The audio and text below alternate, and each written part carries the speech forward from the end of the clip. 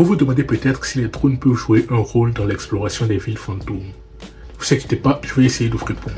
Alors aujourd'hui, nous commençons une nouvelle mini-série qui parle un peu des drones qui explorent les villes fantômes. Donc d'abord, commençons par définir c'est quoi une ville fantôme. Une ville fantôme est une ville ou localité autrefois active mais qui a été abandonnée par sa population. Les raisons de cet abandon peuvent varier en fonction de différentes conditions. Aujourd'hui, nous parlons un peu plus en détail du cas de Pripyat, une ville ukrainienne abandonnée en 1986. Pripyat est une ville construite à la base pour les travailleurs de la centrale de Tchernobyl.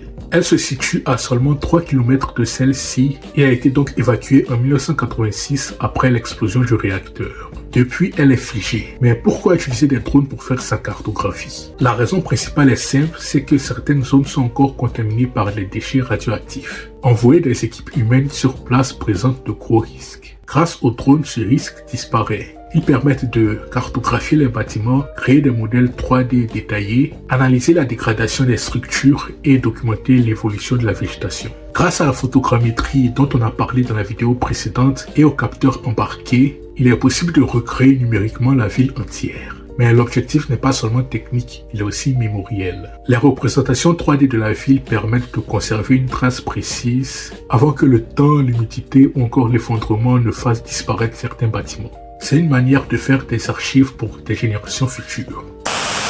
Vous vous demandez peut-être si un drone peut jouer un rôle dans l'exploration des villes fantômes. Ne vous inquiétez pas, je vais essayer de vous expliquer. On se retrouve aujourd'hui pour le deuxième épisode de notre série qui va porter sur l'île de Hashima. Autrefois une cité minière ultra dense avec des commerces, des écoles, des immeubles, etc., l'île de Hashima est devenue une île fantôme avec la fermeture brutale de sa mine de charbon. En effet, l'entreprise bien connue Mitsubishi a décidé de fermer cette mine parce que le charbon a été remplacé par le pétrole. Cette fermeture est intervenue en 1974, ce qui a entraîné l'exode progressif des habitants. Aujourd'hui, l'île est complètement abandonnée et les bâtiments se dégradent à cause de l'action des typhons, des tempêtes et du temps. Il est difficile d'envoyer des équipes partout sur cette île parce que certaines zones sont devenues dangereuses. C'est là que les drones entrent en scène. Ils peuvent scanner les façades, permettre la modélisation des immeubles et analyser les risques d'effondrement. Grâce à la photogrammétrie, on peut reconstruire numériquement l'île entière. Évidemment, comme pour la ville précédente, l'enjeu n'est pas seulement technique. Hashima est devenu un site historique sensible. L'utilisation des drones permet donc une conservation patrimoniale, une étude architecturale et même des visites virtuelles sécurisées. Dans ce cas, le drone permet donc de capturer un fragment d'histoire industrielle. Vous vous demandez peut-être si les drones peuvent jouer un rôle dans l'exploration des villes fantômes. Ne vous inquiétez pas, je vais essayer de vous expliquer. Nous nous retrouverons donc pour le troisième épisode de notre série qui va porter cette fois sur la ville de Kolmonskop.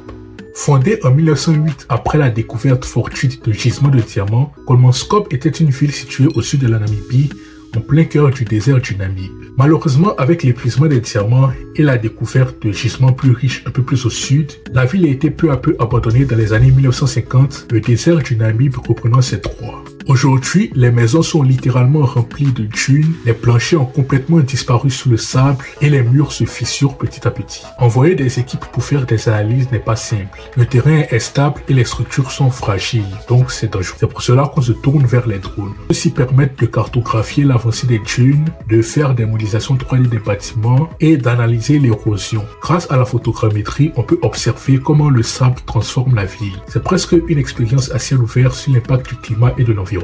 Il y a aussi un enjeu patrimonial dans tout ça. Kolmonskop attire beaucoup de touristes et les modèles 3D permettent d'étudier les structures sans les dégrader, de documenter leur état et de conserver une trace avant l'effondrement. L'étude de ces dangers peut permettre de planifier des visites guidées pour une meilleure sécurité ou bien encore de faire des visites virtuelles.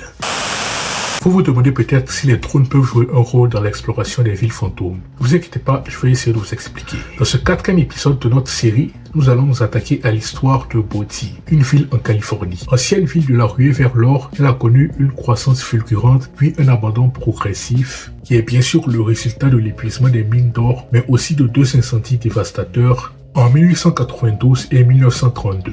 Les conditions de vie difficiles avec des hivers rigoureux et un certain isolement et la baisse de sa population ont scellé son sort. Elle a été officiellement désertée vers 1942. Les bâtiments tiennent encore debout mais ils vieillissent, avec des toitures fragiles et des structures exposées aux intempéries. C'est là que les drones jouent un rôle. Ils permettent de scanner les toitures sans y monter, d'inspecter les façades fragiles, de cartographier l'ensemble du site et de créer des modèles 3D ultra précis. Grâce à la photogrammétrie, on peut suivre l'évolution des dégradations année après année. Les relevés aériens permettent d'analyser l'urbanisme d'une ville du 19e siècle, d'étudier son organisation et de documenter chaque bâtiment sans intrusion. Le drone, dans ce cas, devient un outil de conservation préventive. Vous vous demandez peut-être si les drones peuvent jouer un rôle dans l'exploration des villes fantômes. Ne vous inquiétez pas, je vais essayer de vous expliquer. Aujourd'hui, nous nous retrouvons pour le 5e et dernier épisode de notre série sur l'exploration des villes fantômes par les drones.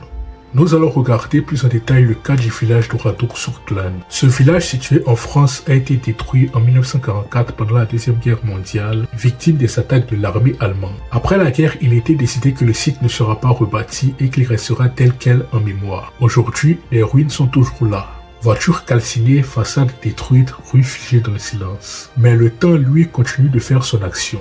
Les murs se fritent, le métal se rouille et la pierre se fragilise. C'est là que les drones jouent un rôle discret et essentiel. Ils permettent de cartographier l'ensemble du site, de modéliser les ruines en 3D, de surveiller la dégradation et de documenter chaque détail avec précision. Grâce à la photogrammétrie, le village peut être conservé numériquement. L'objectif est mémoriel. Les modèles numériques dans ce cas permettent de préserver l'intégrité du site, d'éviter les interventions invasives et de transmettre l'histoire aux générations futures. Ici, les drones servent à protéger un témoignage. Voilà, c'est Pierre-Emmanuel. Merci d'avoir suivi cette mini-série. N'hésitez pas à vous abonner à la Locodrone pour la suite des vidéos.